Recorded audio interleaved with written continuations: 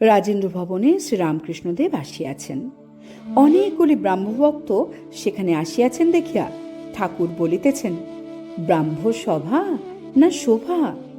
ব্রাহ্ম সমাজে নিয়মিত উপাসনা হয়, সে খুব ভালো, কিন্তু ডুব দিতে হয়।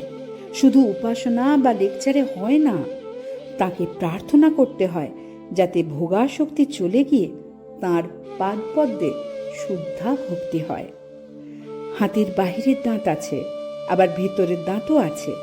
বাহিরের দাঁতে শোভা, কিন্তু ভিতরের দাঁতে হাতি খায়।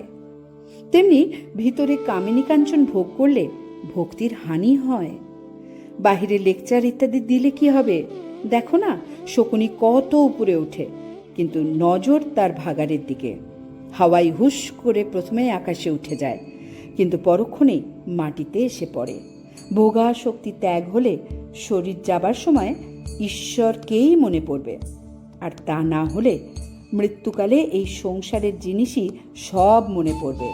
স্ত্রী, পুত্র, গৃহ, ধন, মান, সম্ভ্রম ইত্যাদি। পাখি কত কষ্ট করে অভ্যাস করে, রাধা কৃষ্ণ বলে সে, কিন্তু যেই বেড়ালে ধরে তাকে সে ক্যাঁ ক্যাঁ করে।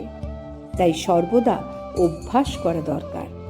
তার নাম গুণকীর্তন, তার ধ্যান, চিন্তা আর প্রার্থনা, যেন ভোগাসক্তি যায় আর তোমার পাদপদ্মে মন হয়।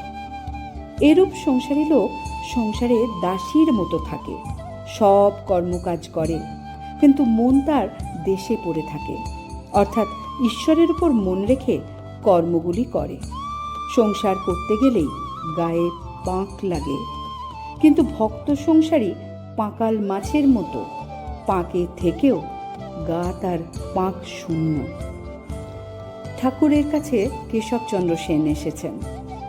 শ্রীরামকৃষ্ণদেব ও ভক্তদের খাওয়ার জন্য দ্বিতলে উদ্যোগ হইতেছে, কিন্তু তিনি তখনও প্রাঙ্গণে বসিয়া কেশবের সহিত কথা কহিতেছেন।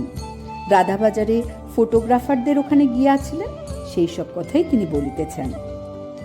তিনি কেশবকে বলছেন, আজ বেশ কলে ছবি তোলা দেখে এলুম। একটি দেখলুম যে শুধু কাঁচের উপর ছবি থাকে না, কাঁচের পিঠে একটা কালি মাখিয়ে দেয়, তবে ছবি থাকে। তেমনি ঈশ্বরীয় কথা শুধু শুনে যাচ্ছি, তাতে কিছু হয় না, আবার তৎক্ষণাৎ ভুলে যায়। যদি ভিতরে অনুরাগ ভক্তিরূপ কালি মাখানো থাকে, তবে সেই কথাগুলো ধারণা হয়, নচেত শুনে আর ভুলে যায়। আমাদেরও সেই দশা ঠাকুর। আমরাও শুনি, ঈশ্বরীয় প্রসঙ্গ করি, কিন্তু ধারণা করতে পারি না, শুনে ভুলে যাই। আমাদের ভেতরে অনুরাগ কাজল মাখিয়ে দাও, যাতে আমাদের মনে ধারণা হয়। প্রণাম ঠাকুর। কথামৃত পঞ্চম খণ্ড থেকে খানিক অংশ পাঠ করলাম। নমস্কার।